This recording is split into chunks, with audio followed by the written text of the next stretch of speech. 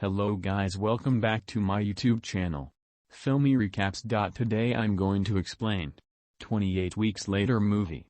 And please subscribe my channel. The film begins with Alice and her husband Don making food in a dark cottage. The infection of the rage virus has happened recently, and they managed to escape to the countryside. Don and Alice are grateful that their children are on a school trip outside of Britain, and are not infected. They passionately kiss each other when an old woman interrupts them. The cottage is owned by her and her husband, and all the windows have been boarded up. Don and Alice prepare a meal for the elderly couple, a woman, and Jacob. Over dinner, the other woman wants there to be a place set for her boyfriend, but Jacob tells her that he's been gone for a while and he's not coming back. Suddenly, there's a lot of banging on the front door. It's a little boy, who hasn't been infected. After debating, Don lets him in and quickly shuts the door. They feed the boy, asking where he came from. He says that he came from a neighboring town and that his family is chasing him. When the other woman looks outside, she is startled by an infected, who breaks through the boarded-up windows and vomits blood onto the woman's face. Don beats the infected woman to death with a crowbar. Quickly, the other woman becomes infected and Don kills her as well. Several infected people burst through the cottage while the survivors frantically try to run away. The little boy runs upstairs and Alice runs after him while Jacob and the elderly couple run to the barn. The old man tries to hold the door shut, but the infected break through and give him the virus. The old woman is viciously killed by the infected as Jacob makes it outside and runs away. Don runs upstairs and tells Alice to leave the boy, who's hiding in the closet. An infected comes between Alice and Don. Alice screams for Don to help her, but he cowardly shuts the door and jumps out a window. As Don runs away, he looks back to see Alice pulled away from the window. He runs through a field and is chased by numerous infected, and several infected lurk on top of a hill and chase after him as well. Don makes it to the dock, where Jacob is already untying a boat. Don and Jacob get in, but an infected knocks Jacob out and into the water. Don tries to get him into the boat, but Jacob is submerged and blood pools around the boat. Jacob is infected and tries to attack Don, but he breaks free and cuts Jacob with the engine. Don makes it down the river and is full of remorse for leaving Alice. Titles come up that outline the timeline from the outbreak of infection to the quarantine of Britain to the arrival of American troops, to the last of the infected being killed, to the planning of repopulating, and finally 28 weeks later. Scarlett, an American doctor, watches a single plane land at the airport. Among the people that have arrived is Tammy and her little brother Andy. Scarlett is upset that it will take all day to process the civilians, and no one told her that they are now bringing in kids. Everyone undergoes several health inspections, and Scarlett notices that Andy's eyes are different colors, a trait he inherited from his mother. She also makes a note that Andy is the youngest person in the country. After everyone passes the health examinations, the civilians are taken via subway to District 1, the designated safe zone that they will now live in. District 1 has 24-hour power, hot, cold water, a supermarket, and a pub. The district also has heavy American personnel stationed everywhere. Their job is to protect the people. Snipers are placed on all the rooftops, and we are introduced to Doyle, who passes the boredom by joking around with his fellow snipers and his friend Flynn, a helicopter pilot. The civilians are strongly advised not to go outside of the safety zone, as the immediate areas are still not cleared. The subway arrives at the station, and Tammy and Andy are reunited with their father, Don. They embrace each other, happy that they're together again. All of this happens as General Stone watches the civilians via cameras placed throughout the city. During this time Scarlett tells Stone that she's upset about not being notified of children coming into the city, as they haven't even prepared for minors yet. She's afraid that the infection could come back, but Stone tells her that if it does they'll execute Code Red, which is the order to terminate all those infected. The civilians, for now, will all be living inside a huge apartment building, until the American troops can deem houses fit for habitation and assign individual property to everyone. Don is the head janitor of District 1, and so has access to everything everywhere.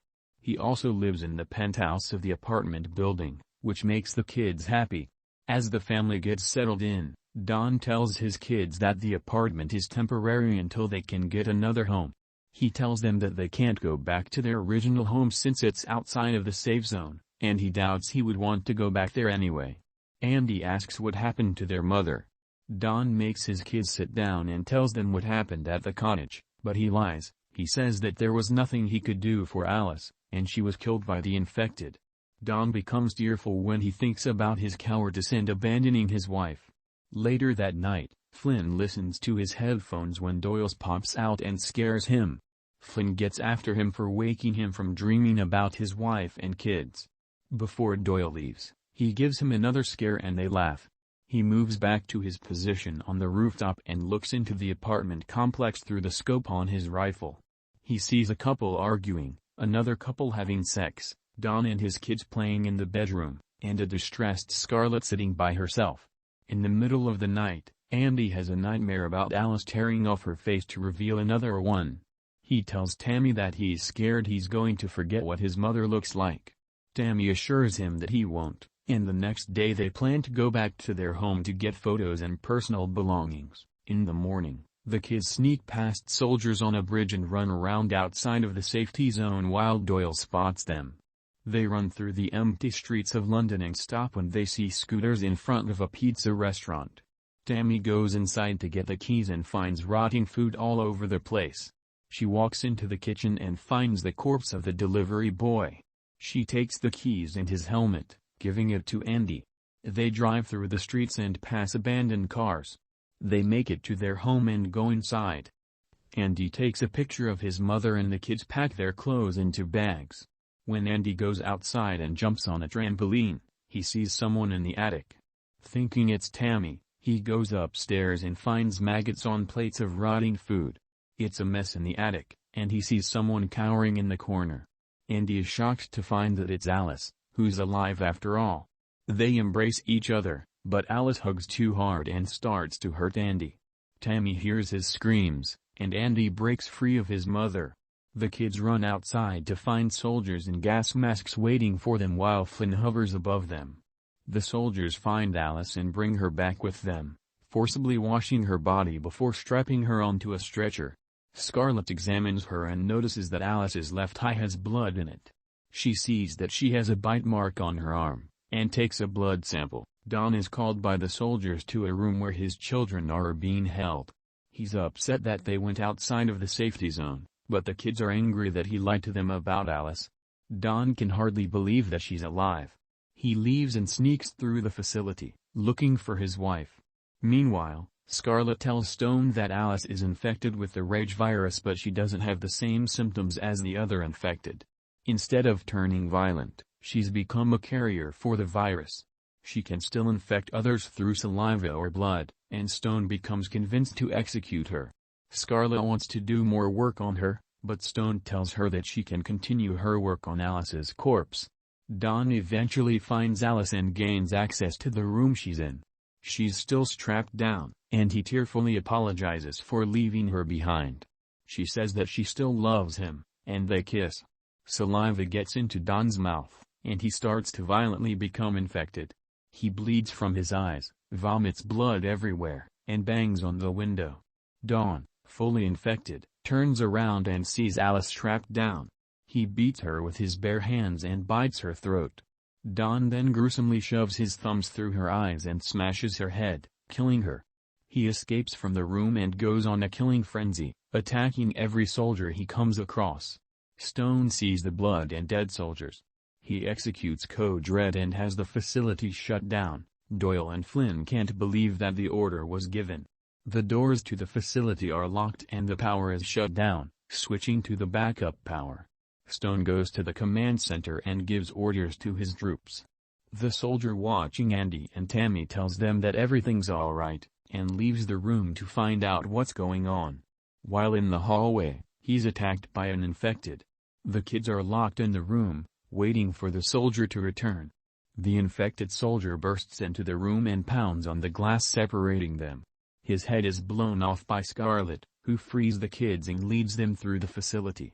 The troops won't allow anyone to leave the building, And while Scarlet tries to convince them to allow the kids to leave, Andy gets separated from them, being forced into the basement with all the other civilians.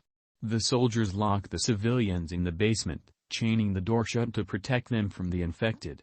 Andy, scared and alone, sits by himself near the back of the room.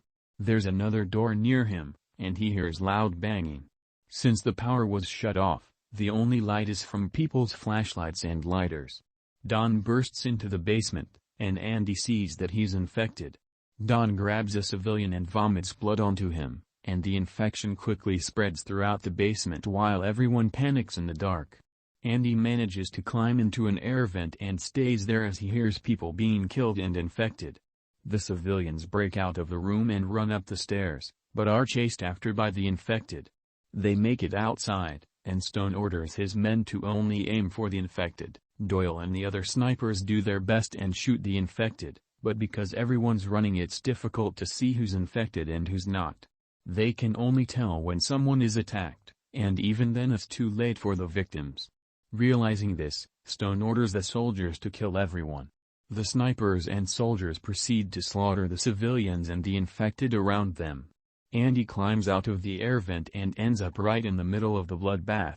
After shooting innocent people, Doyle can't take any more. He sees Andy through his scope and shoots an infected in the chest, splattering its blood on Andy's chest. Andy runs to the supermarket, where several other people are hiding. Doyle leaves his position and goes after the boy. Andy walks through the darkened store and is startled by everyone he encounters. Luckily, he finds Tammy inside with Scarlet and is reunited with them. The survivors can't believe that the soldiers are killing everybody, and Doyle shows up. He introduces himself to Scarlet, and they both ask each other why they aren't at their posts. Knowing that everyone will be wiped out due to Code Red, Doyle volunteers to lead the survivors to safety. Doyle, Scarlet, Andy, Tammy, and a couple of others leave the store and enter the empty streets. Doyle tells everyone to stick together, and they run throughout the city while Andy gets a glimpse of Don following them. Flynn calls Doyle and tells him to get out, because in 4 minutes they're going to firebomb the city.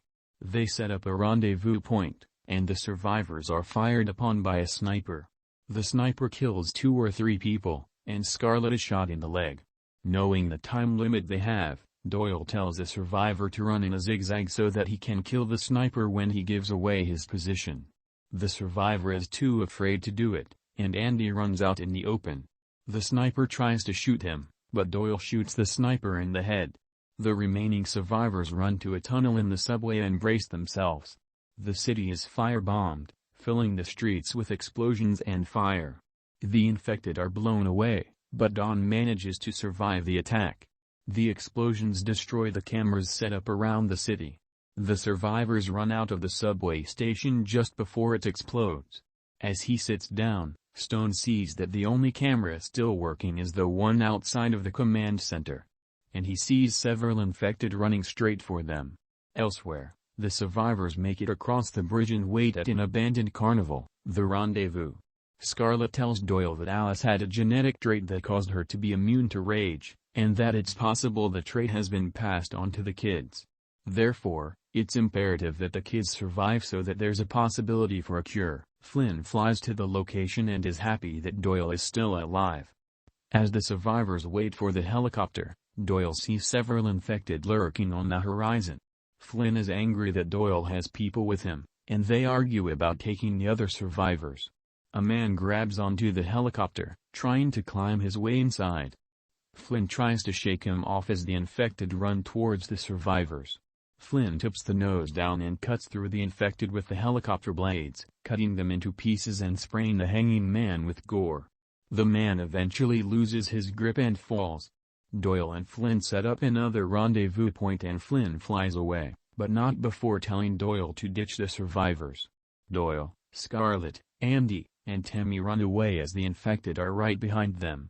Doyle shoots them with his rifle, but there's too many. They run into a street but stop when they see that it's filled with gas. Realizing that the soldiers are resorting to chemical weapons now, Doyle gets everybody inside a car. They cover all the vents and cover their mouths while the infected bang on the car, trying to get in. The gas quickly kills the infected around them, and Scarlet tries to start the car. Doyle sees soldiers walking towards them, wearing gas masks and setting the corpses on fire with flamethrowers. Scarlet can't start the car, and Doyle realizes what he has to do. He tells Scarlet that he'll meet them at the rendezvous point and gives her his sniper rifle. Doyle quickly exits and starts to push the car. The soldiers get closer and closer, but Scarlet finally is able to start the car. Doyle, however, is tortured by his fellow soldiers and is burnt alive. Tammy and Andy watch in horror as Doyle dies behind them. A helicopter shoots at the car as Scarlet drives through the streets, which are increasingly being filled with the gas. She winds up driving the car down into another subway station. This time there are absolutely no lights working there, so Scarlet leads the kids through the station using the night vision on Doyle's sniper rifle. The kids are scared because they can't see anything, but she helps them walk down the escalators and past the corpses around them. Tammy and Andy wind up falling down the escalator, and Scarlet frantically searches for them. She sees a glimpse of someone walking in the background. She finds Tammy, but can't find Andy. While they search for him, Don shows up and beats Scarlet to death with the rifle. Don chases Andy down and bites his neck. Tammy picks up the rifle and shoots Don to death. Tammy breaks down and cries over the loss of her family. Turns out Andy's still alive, but he runs off down a tunnel. Tammy tells him that they'll always be together and runs after him. After a while, Andy collapses on the tracks. When he gets up, Tammy realizes that he's not infected, though he has blood in his eye. Unbeknownst to her, Andy is also immune to rage and has become a carrier for the virus. The kids make it to the rendezvous point, where Flynn holds them at gunpoint. After realizing that Doyle's dead, he lets the kids fly with him. Flynn flies them to safety as they pass the burning ruins of District 1. 28 days later. In France, we see Flynn's crashed helicopter in a field, but no bodies are shown. The film ends with the infected running towards the Eiffel Tower, the containment failing and the virus still spreading.